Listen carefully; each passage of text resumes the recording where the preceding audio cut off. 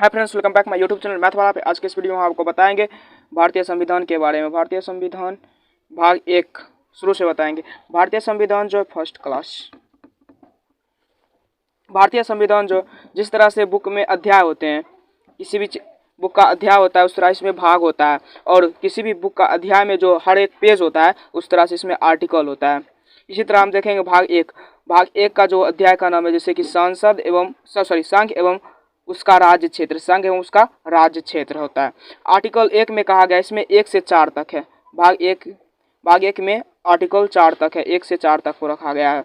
Article 1, Bharat राज्यों का संघ है। संघ आप 3 प्रकार के होते हैं, एक होता है यूनियन, एक होता है फाउंडेशन और कॉन्फेडरेशन। एक होता है यूनियन, समझे, एक होता है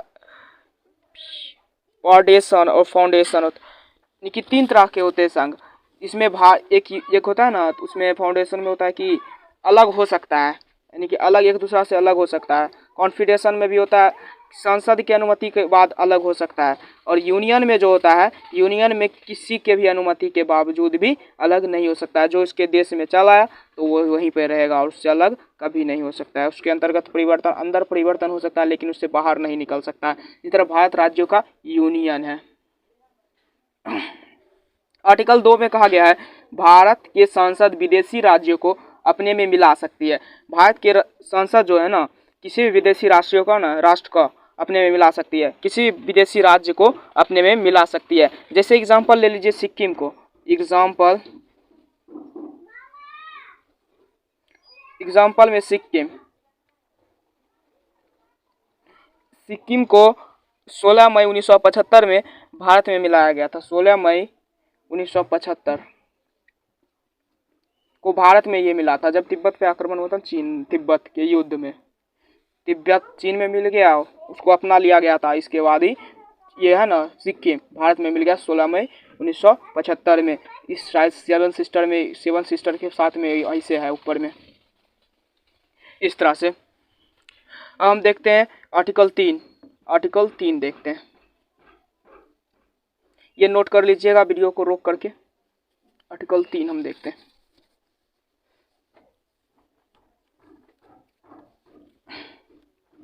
अनुच्छेद 3,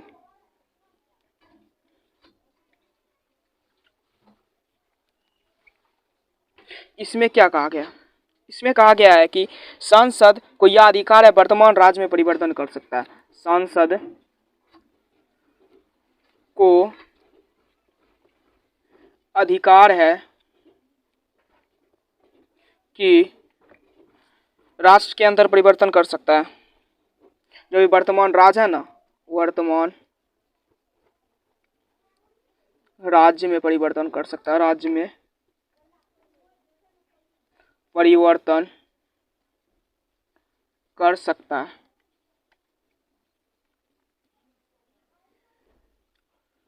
अपने देश के अंतर है ना, अंतर्गत वो परिवर्तन कर सकता है। जिस तरह से किया, बिहार से झारखंड अलग किया, उत्तर प्रदेश उत्तराखंड अलग किया, इस तरह से सबको अलग कर सकता है। इसका राइट है संसद को। और आर्टिकल 4 में बस यह लिखा गया कि संसद जो है ना 2+3 में जो परिवर्तन किया, आर्टिकल 2 और 3 के अनुसार जो परिवर्तन हुआ है, इसमें राष्ट्रपति भी हस्तक्षेप नहीं कर सकते, राष्ट्रपति भी इसका विरोध नहीं कर सकते। आर्टिकल 4 में ही लिखा गया, राष्ट्रपति भी इसका विरोध नहीं कर सकते हैं, इसका विरोध नहीं कर सकते हैं। आर्टिकल 4 में यही लिखा गया है। तो हम क्या पढ़े?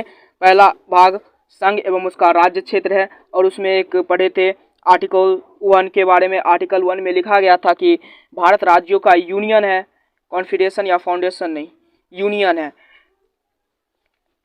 आर्टिकल 2 में हम पढ़े संसद किसी भी राज्य को अपने में मिला सकता है। कोई विदेशी राज्य है ना, उसको अपने में मिला सकता है। जिस तरह से सिक्किम को 16 मई 1975 ईस्वी में भारत में मिलाया गया था, उस तरह से किसी भी राज्य को अपने में मिला सकता है। और आर्टिकल 3 में लिखा गया, संसद को यह अधिकार है कि वर्तमान राज्यों में परिवर्तन कर सकता है। वर्तमान में जो राज्य है ना उसके अंतर्गत कोई भी परिवर्तन कर सकता है। जिस तरह से बिहार को बिहार झारखंड अलग किया, पश्चिम बंगाल अलग किया, यूपी उत्तराखंड अलग किया और बहुत से अलग किए, इस तरह से कर सकते हैं। और आर्टिकल 4 में लिखा गया है 2 और 3 में जो परिवर्तन हुआ है, बिहार से उड़ीसा को भी अलग किया गया था, 2 और 3 में जो परिवर्तन हुए हैं वो राष्ट्रपति भी इसका विरोध नहीं कर सकता, राष्ट्रपति तक भी इसका विरोध नहीं करेंगे। Thanks watching the video. आशा करता हूँ आपको वीडियो अच्छा लगा हो। तो वीडियो अच्छा लगा तो लाइक शेयर सब्सक्राइब करें प्लीज़। और मेरे YouTube channel study with fun video motivational video के लिए आप जुड़े रहने के लिए मेरे यूट्यूब चैनल को सब्सक्राइब करें प्लीज़। Thanks, bye.